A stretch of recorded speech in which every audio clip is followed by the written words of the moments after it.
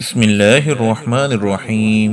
السلام علیکم دوستو، اے آر سٹوری ٹائم پر خوش آمدید۔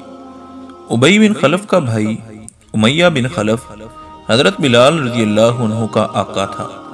وہ اسلام لانے کی پاداش میں حضرت بلال پر انتہائی بہیمانہ مظالم ڈھایا کرتا تھا۔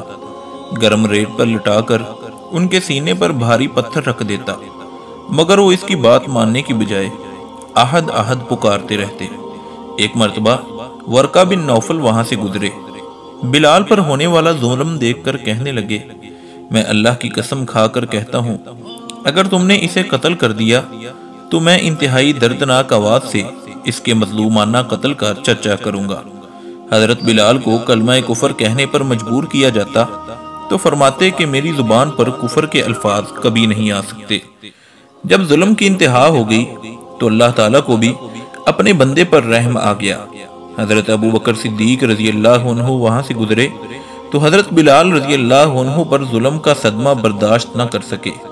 امیہ سے کہا کہ اس مسکین کے بارے میں اپنے رب سے ڈرو، اس پر کیوں اتنا ظلم کرتے ہو؟ آخر کب تک یہ مشق ستم جاری رکھو گے؟ اس کے منہ سے نکل گیا، اگر اس سے اتنی ہی محبت ہے تو اسے بچا لو۔ جیسے ہی امیہ نے اشارہ دیا، حضرت ابو بکر صدیق رضی اللہ عنہ حضرت بلال رضی اللہ عنہ کو خریدنے کے لیے فوراً تیار ہو گئے۔ 5 اقیہ سونے کے عوض سودا کر لیا۔ امیہ کہنے لگا، تم نے تو بڑی قیمت لگا دی، میں تو اسے 1 اقیہ میں بھی بیچنے کے لیے تیار تھا۔ حضرت ابو بکر رضی اللہ عنہ نے کہا، اللہ کی قسم، اگر تم بلال رضی اللہ عنہ کی 10 اقیہ بھی قیمت لگاتے تو میں انہیں خرید کر آزاد کر دیتا۔